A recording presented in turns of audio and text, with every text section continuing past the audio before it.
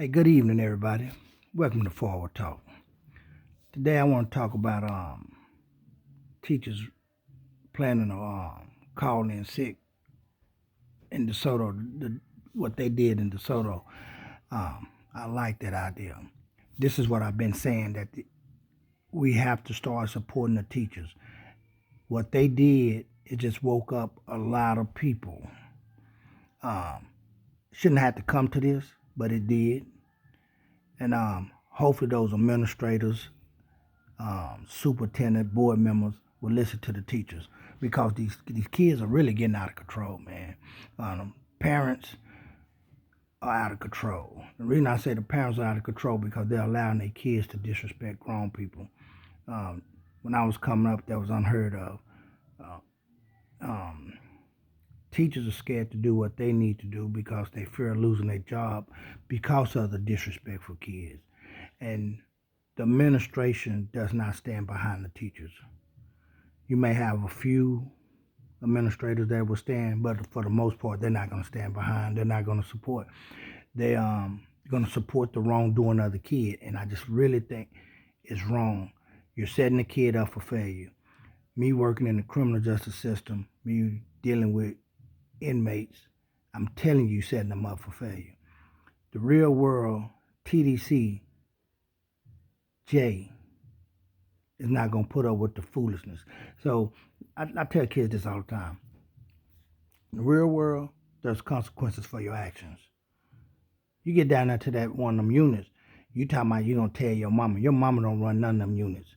Your mama will be banned to where she can't even come see you. Your dad will be banned to where he can't come see you.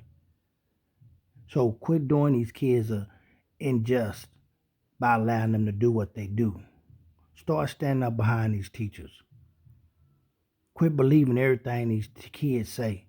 A lot of time, man, these kids get mad and then they come home and tell their mama a bunch of lies because they can't get their way. Another thing they need to start doing is, man, pick up them cell phone.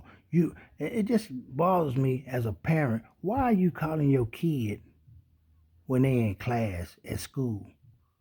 Why can't you call the front office and give a message to the front office to give to your kid? Don't take my kid phone. That about that. Y'all ain't pay. No, that's a disruption. Put that phone up. That's why a lot of these problems occur because of the phone. Kids are texting each other. They're on social media. Meet me in the restroom. Meet me in the hallway. This and that and the third. Now you got this big old chaos. I was talking to one of my college teammates. He's a police officer in a school district, not around the Dallas area. It's in another area. But he was telling me today. He said, "Man, we kids that get caught filming videos, filming fights, we suspend them for 3 days. You got to, man. In order for these schools to get control, you got to hold these kids accountable. I'm so sick and tired of these people saying, well, what are you going to do when they head home? Hell, they not learning nothing at school, no way. And me as a parent, my kids are grown, but my grandkids, I don't want them in no school when the kids are steady disrupting the class. My grandkids can't learn. They can't learn. These kids still over disrupting the class. I'm telling you now, if I had that issue when my grandkids come home talking about somebody disrupting their class, me and that principal gonna have a issue, and me and the superintendent gonna have an issue. I'm telling you that right now because my kid can't learn because you don't want to deal with this other kid that's causing problems. Put that kid somewhere else. Put him somewhere else. Because it's not fair to those that want to learn. And those that want to learn, let them stay in that classroom setting so they can learn. Those who don't want to learn, do something else for them. Kids come to school, all you see is walking halls. They don't go to class. What is the purpose of them coming? And if you can't go to class and you walk in the halls, man, find somewhere else for that kid to go. I know I might sound harsh and mean, but it's just realistic. They're not there to learn. They're there to cause a disruption. And at some point, somebody got to start standing up. And That's what those teachers did in DeSoto. I'm happy for them. I support them. Hopefully somebody listens. I've been telling y'all all along. I'm working. As soon as I can get one of these elected officials to get with me, I'm working on some legislation for when these kids are out of control and they put their hands on these teachers, something can be done. Well, technically, something can be done because it's an assault. The parents don't want to hear that. Yeah, your kid just assaulted a teacher. That's an assaulted a public servant because teachers are considered public servants. So if you support what I'm saying about doing something to these kids, man, pass this along to your teacher friends. Leave a comment. Say, hey, I support what you're saying. If you disagree, that's fine. You disagree. You can tell me you disagree. We can debate about it.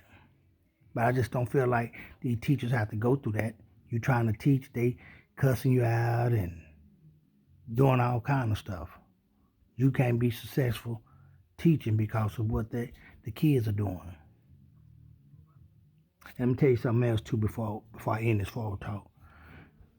In the real world, parents, administrators, you have to hold the kids accountable because in the real world, police officers don't know anything about an IEP and they don't know nothing about a bill.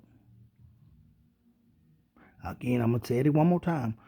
In the real world, police officers don't know anything about an IEP and they don't know anything about a bill. So hold your kids accountable. And some of these kids, they know this and they play on this. They take advantage to that. They take advantage to that. So pass this to your teacher friends. Support the teachers. Subscribe. And thank you for listening to Forward Talk.